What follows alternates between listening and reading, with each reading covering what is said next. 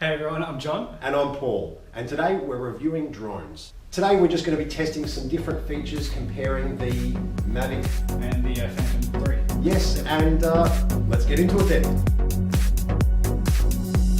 The drones we'll be comparing are the Phantom 3 Professional and the Mavic Pro. The aspects that we'll be testing out today, mostly to do with cinematography. Photography. Yep. First one we're going to do is cameras and gimbal. The next test is ease of use, and that also includes how hard or difficult it is to set up each respective drone. Alrighty, and then after that we're going to look at dimensions. Next we'll be looking at flight dynamics, how well each craft flies and handles. Excellent, and then after that we'll be looking at flight modes. Okay, so we've just arrived at the park to undertake the first in the series of the drone comparative tests. Yes. And if you can just have a quick peek at what John's carrying. So John's got a small little handheld pack there. He's got his camera, so probably the bulkiest thing out of that is probably the tablet. Now, let's just have a quick look at my situation. It's a situation. Actually, this can't really describe it. John, do you want to It is a situation. pop that? I'll do a quick spin. Yeah, it's pretty big.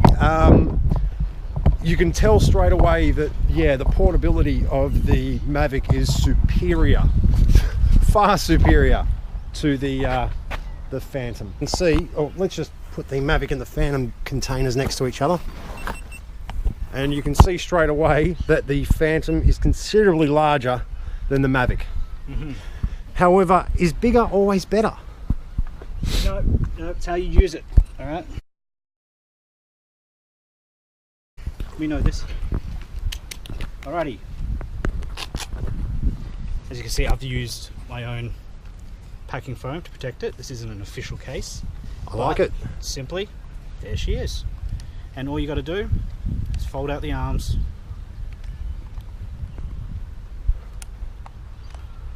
Expand propellers.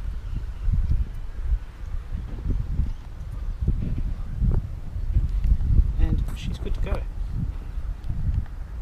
Of course, before I fly I will pull that cover off, but for now it is good. Now you don't need a phone or even a tablet to fly. Well, I have to say, make sure your tablet is charged. Twice, 3 times now, mine's gone dead and I've had to fly this thing back from 2,000 feet away by just the digital numbers displayed on here. They're only a small writing, very hard to see. The numbers will be going down, and before you know it, they're going back up again and the drone's going further away. So make sure your tablet is charged. That's my definite #1 recommendation. But back to this, all you do is flip up the antennas, simply. Plot out these bottom parts here. They're where your phone goes, all right? At the moment I'm using an Nexus 7 tablet, but that'll slot in there, plugs into the side, and away we go. Awesome. So straight away you can tell that the sizing in the packaging of the Phantom is much larger. This one's also, like John's, isn't an official Phantom case. Now we have our drone here, we've got our controller. Being fixed, it has really nothing to pull out, so we've got the battery here, which we just pop in. And then we have the rotors to put on, because if the rotors were on the craft, unlike John's, they don't fold up, it would be extraordinarily large. And we're just going anti-clockwise there. DJI does supply a little spanner which you can tighten those up or loosen them off. I also like to give my camera a little bit of a wipe and ensure that the lens is clean. Following this, we'll then expand the controller, and we can then connect your tablet or mobile device. Benefit about this controller is it does house quite a large device, and this will just pop the phone into place. You've got the basic tracking mode. Yep, we've got point of interest, waypoints, basic tracking, touch to fly, There are a few. And there is a gesture mode, but we need to test that out before we display it on the video. But we'll get back to that in another video. So prior to flying, I like to calibrate my craft, just ensuring, yes, it will know where your home point is and update it, but I just prefer to calibrate it before every flight. To everyone watching, it does look a bit ridiculous. I do get strange looks from pedestrians as they walk past, but you know, safety first.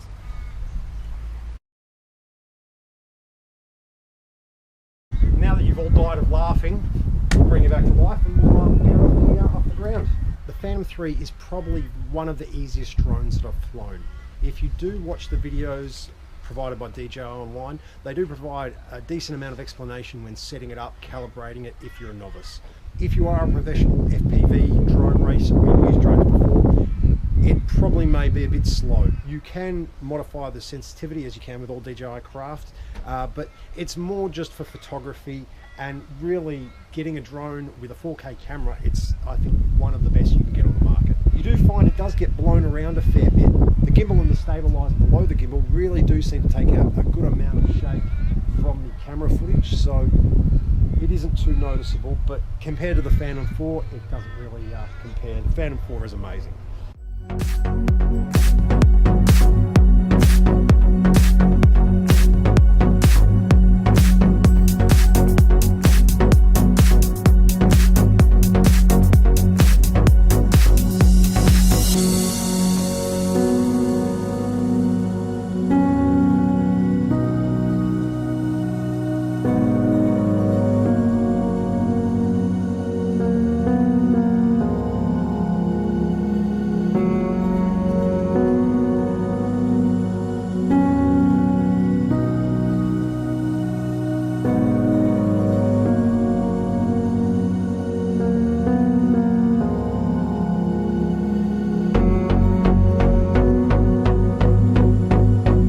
Okay, well, we hope you enjoyed today.